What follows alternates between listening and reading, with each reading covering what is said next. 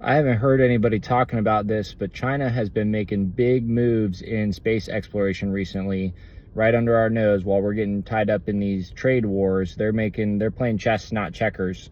They today are launching a new project where it's going to be 2,800 satellites that are going to be assembling a supercomputer in space. This is coupled with last week's development that they are in partnership with Russia to build a nuclear reactor on the moon in the 2030s. So I've been a big advocate for a long time about building real estate and taking over space, starting with the moon and eventually on Mars.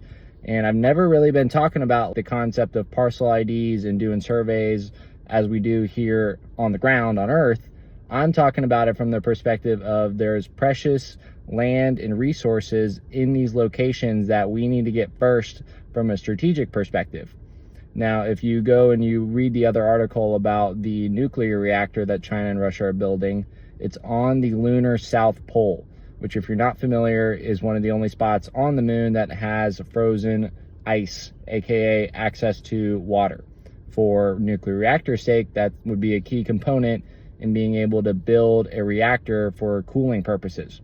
So if they're going to get to this location first, then they're going to be eons ahead of us as far as being able to explore and develop and expand out into space. So let me know, have you even been hearing about this? Because I certainly haven't, but I'm very intrigued and I wish that we were doing more on this front. So let me know your thoughts.